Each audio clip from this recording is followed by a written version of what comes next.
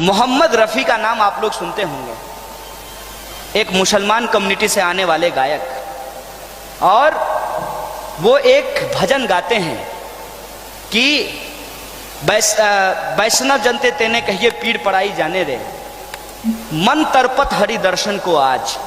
यह जो भजन है, यह भजन एक मुसलमान के द्वारा लिखा गया है और एक मुसलमान के द्वारा गाया गया है, लेकिन यह हिंदुओं के मंदिर में बजता है। यह हिंदुस्तान की संस्कृति है। इस संस्कृति को खत्म करने की पूरी साजिश की जा रही है, और यह साजिश सिंबल के नाम पे किया जा रहा है। और आजकल गाय माता बहुत ज्यादा चल रही है मार्केट में। गाय माता, ओ भाई साहब, गाय के नाम पे क्या क्या हो रहा है इस देश में। कई बार तो ऐसा लगता है कि दुनिया के अलग अलग देशों में गाय का जो महत्व है, भारत में उसका महत्व बिल्कुल अलग है। मतलब जब गाय से मुनाफा लेना हो तो वो गाय बन जाती है, और जब गाय से वोट लेना हो तो वो माता बन जाती हैं। इतना जल्दी तो चंद्रकांता सीरियल में बद्रीनाथ भी अपना चेहरा नहीं बदल पाता होगा। और आजकल तो उनका जबरदस्त मार्केटिंग किया गया है। एक कंपनी है लाला रामदेव जी का, आप लोग जानते होंगे, पतंजलि। तो लाला रामदेव जी क्या करते हैं कि सब कुछ का स्वदेशीकरण करते हैं। तो आजकल ये बोले कि पतंजलि का शुद्ध घी, पतंजलि का शुद्ध देसी घी। हमने कहा घी भी विदेशी होता है क्या? भाई घी तो हिंदुस्तान के अलावे दुनिया के किसी मुल्क में नहीं निकाला जाता है। इसीलिए घी शब्द को जब आप अंग्रेजी में लिखेंगे तो GHEE घी लिखते हैं। उसका दूसरा कोई अंग्रेजी शब्द नहीं है। दुनिया के बाकी देशों में गाय के दूध से बटर निकाला जाता है, मक्खन निकाला जाता है, घी नहीं निकाला जाता है।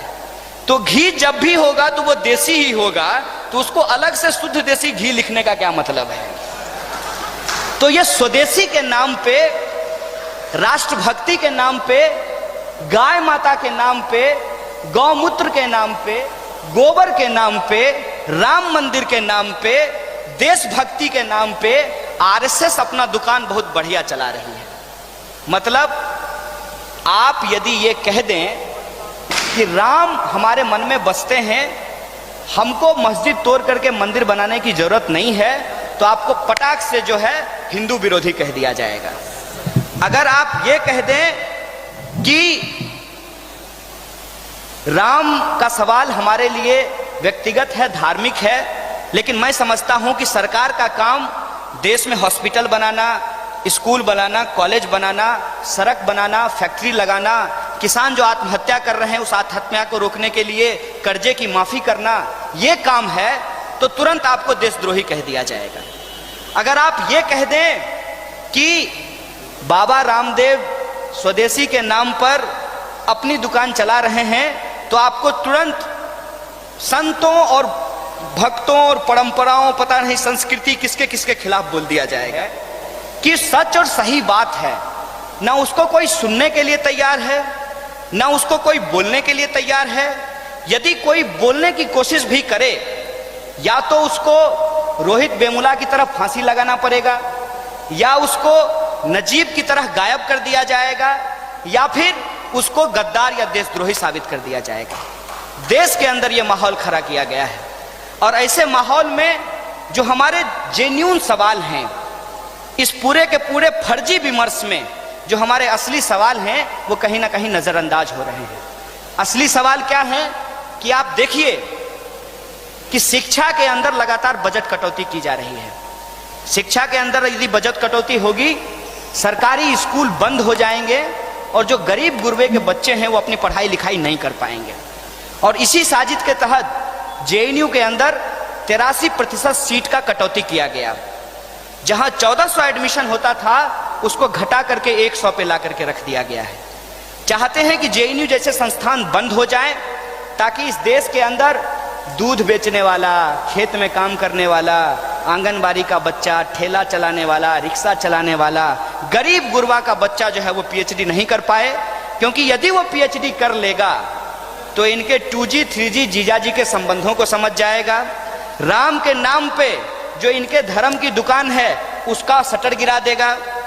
जाति के नाम पे, रंग के नाम पे, भाषा और बोली के नाम पे जो इस समाज को बांटना चाहते हैं, जो समाज ऑलरेडी बटा हुआ है उसको अंदर ये और गहराई को बढ़ाना चाहते हैं, वो एक्सपोज हो जाएगा और लोग इनकी चाकरी छोड़ करके अपने हक की मांग करने लगेंगे, आजाद देश में आजादी की बात करने लगेंगे। इससे इनको दिक्कत हो जाएगी क्योंकि ये गुलामी की परंपरा वाले लोग हैं। ऐसा माहौल जब देश के अंदर बना है, वैसे सिचुएशन में हम लोगों को क्या करना चाहिए, ये सवाल आज हमारे सामने है। सबसे पहली बात तो ये है कि इनके द्वारा जो किया जाता है उसको जवाब देने के बजाय हम तमाम नौजवानों को, तमाम जो प्रबुद्ध लोग हैं, जो इस देश के नागरिक हैं, जिनको संविधान और लोकतंत्र में भरोसा है, उन तमाम लोगों को इस देश की जो क्रांतिकारी विरासत रही है, अशफाउल्लाह खान, भगत सिंह, चंद्रशेखर आजाद, महात्मा गांधी, बाबा साहब भीमराव अंबेडकर, ज्योतिबा फूले, चाहे जो भी क्रांतिकारी लोग रहे हों, उनके रास्तों पे चल करके एक एकता मूलक और समता मूलक समाज की स्थापना का प्रयास करना चाहिए। इनको जवाब देने के बजाय अपने मुद्दों को लेकर के, और हमारे मुद्दे क्या हैं? हमारे मुद्दे हैं कि हिंदू हो या मुसलमान हो, कोई भी इंसान जो इस देश का नागरिक है उसको बराबरी से जिंदगी जीने का अधिकार है। इस देश के अंदर चाहे किसी भी जाति या संप्रदाय का लोग हो, उसको बराबर की शिक्षा मिलनी चाहिए और जो पढ़े लिखे लोग हैं उनको रोजगार मिलना चाहिए। और रोजगार मिलने के बाद समाज के अंदर अपने तरीके से, अगर कोई मंदिर जाना चाहता है तो मंदिर जाए, अगर कोई मस्जिद जाना चाहता है तो मस्जिद जाए, अगर कोई गुरुद्वारा जाना चाहता है तो गुरुद्वारा जाए, अगर कोई नहीं जाना चाहता है तो वो ना जाए। ये जो संवैधानिक अधिकार है, इस संवैधानिक अधिकार की जिंदगी जीने के लिए सबको एक स्थिति मुहैया कराई जाए, इसके लिए संघर्ष करना चाहिए। और इस संघर्ष में जो सबसे बड़ी कमी है उस बात को मैं उजागर करना चाहता हूं।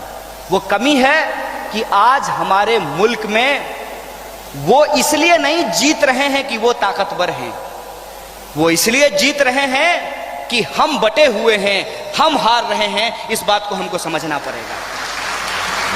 हमारी जो अनेकता है, हमारी जो ताकत है, सच बोलने वाले जो लोग हैं वो जो आपस में बैठने के लिए तैयार नहीं है, इसीलिए आज झूठ का बोलबाला हो गया है। ऐसा नहीं है कि झूठ का बोलबाला हमेशा रहेगा और ये लंबे समय तक रहेगा, ऐसा बिल्कुल भी नहीं है। लेकिन अभी ऐसा लग रहा है। ऐसा इसलिए लग रहा है कि सोशल मीडिया पे इनका गैंग बना हुआ है, मेन स्ट्रीम मीडिया में इन्होंने गैंग बना करके रखा है और सड़कों पे खुलेआम गुंडागर्दी ये कर रहे हैं। और ये ऐसा इसलिए कर पा रहे हैं कि इनको कोई चैलेंज करने के लिए तैयार नहीं है। और इनको चैलेंज करने का तरीका ये नहीं है कि हम इनकी तरह व्यवहार करना शुरू कर दें। इनकी जो सच्चाई है उसको हमको जनता के सामने लाना पड़ेगा। जैसे ये आजकल क्या कर रहे हैं, एंटी रोमियो स्क्वाड बनाए हैं। हम लोगों को ये सवाल पूछना चाहिए कि मोदी जी, इस देश में लोग प्रेम से नहीं नफरत से मरते हैं। इस देश में लोग इंसानियत से नहीं हैवानियत से मरते हैं। इस देश में लोग राम के मानने वाले हैं या अल्लाह के मानने वाले हैं, इसलिए परेशानी का सामना नहीं कर रहे हैं। इसलिए परेशानी का सामना कर रहे हैं कि लोगों के पास आज भी उनका बुनियादी हक नहीं पहुंचा है। आप एंटी रोमियो स्क्वाड बना करके एंटी भूखमरी स्ट्रगल को आप डाइवर्ट करना चाहते हैं, ये सवाल मैं आपको कहना चाहता हूं। अगर आप समाज में कुछ करना चाहते हैं सचमुच, तो एंटी रोमियो स्क्वाड छोड़िए, एंटी भूखमरी स्क्वाड बनाइए, तब हम समझेंगे कि आप समाज के लिए कुछ करना चाहते हैं। आप ये कहिए कि पुलिस आम नागरिक को साथ देगी और आम नागरिक जो है वो एंटी भूखमरी स्क्वाड बना करके, एंटी बेकारी स्क्वाड बना करके शहरों में घूमेंगे और जहां भी कोई भूखा इंसान मिलेगा उसको ले जाकर के डीएम के पास पहुंचाएंगे और डीएम को कहेंगे कि जिलाधिकारी महोदय, आप जिस जिले के मालिक हैं उस जिले का एक इंसान भूखा है, इसके खाने का प्रबंध कीजिए। हम उनको कहेंगे कि देखिए साहब, इस लड़के के पास बीटेक है, बीटेक, बाबूजी की गाढ़ी कमाई जमीन को गिरवी रख करके, माँ का गहना जेवर गिरवी रख करके इसकी फीस भरी गई है और ये इंजीनियर बना है, बीटेक हुआ है, उड़ीसा जा करके, केरल जा करके, पता महाराष्ट्र जा करके, राजस्थान जा करके, बिहार छोड़ करके कोटा पहुंच करके ये इंजीनियर हुआ है। लेकिन गया की सड़कों पे, पटना की सड़कों पे अपना डिग्री लेकर के घूम रहा है। इसको कोई रोजगार देने के लिए नहीं है। इसको तुरंत रोजगार दीजिए। यदि आप इसको रोजगार नहीं दीजिएगा तो यह बेकारी में चोरी कर सकता है, आने जाने वाली लड़कियों को छेड़ सकता है और किसी आतंकवादी संगठन का मेंबर बन करके कहीं पे जाकर के बम फोड़ सकता है। इसीलिए इसको रोजगार दीजिए। ये जो सवाल है, इस सवाल को हमको इंपॉर्टेंटली समझना पड़ेगा। इंसान को मारना इंपॉर्टेंट है कि इंसान को बचाना इंपॉर्टेंट है? ये सवाल आज हमारे सामने है और वो उनके लिए इंसान को मारना इंपॉर्टेंट है। इसीलिए आप देखिए, जब अलवर के अंदर गाय के नाम पे एक इंसान को भगदड़ की भीड़ बना करके मार दिया जाता है, लिंच कर दिया जाता है उसको, उस पर बीजेपी का बयान आता है और कहते हैं कि हमको इस बात का कोई अफसोस नहीं है। मंत्री साहब पार्लियामेंट में कहते हैं कि ऐसी कोई घटना हुई ही नहीं है। मतलब एक दलित मारा जाए तो इससे देश का कॉमन कंसाइंस को कुछ नहीं होता है। एक मुसलमान मारा जाए तो इस देश के कॉमन कंसाइंस को कुछ नहीं होता है। लोग बेरोजगारी से फांसी लगा रहे हैं तब इस देश के कॉमन कंसाइंस को कुछ नहीं होता है। और गाय माता मर जाती हैं, इससे लोगों की भावना भड़क जाती है। भाई साहब, जहां इंसान की कीमत नहीं हो, जहां इंसान को जानवरों से भी बदतर समझा जाता हो, मैं समझता हूं वो देश हमारा नहीं है। और वो देश लोग जो बनाने की कोशिश कर रहे हैं, ये हमारी प्राथमिक जिम्मेदारी है कि वैसा देश हम बनने नहीं देंगे। हमको अशफाक उल्लाह खां के सपनों का देश, हमको बाबा साहब भीमराव अंबेडकर का देश, हमको राम प्रसाद बिस्मिल का देश, हमको भगत सिंह का देश बनाना है। हमको गांधी से लेकर के कबीर तक, गुरु नानक से लेकर के इस देश के अंदर वो तमाम संत जो शांति की बात करते हैं, एकता की बात करते हैं, सबके लिए समानता की बात करते हैं, उनके सपनों का देश बनाना है। और भारत के संविधान की प्रस्तावना के एक एक शब्द को जमीन पे उतार करके लाना है। ये हमारी लड़ाई है दोस्तों। इसीलिए हम सब लोगों को संकल्पबद्ध होने की जरूरत है। अगर हम संकल्पबद्ध नहीं होते हैं तब तो कुछ नहीं हो सकता है।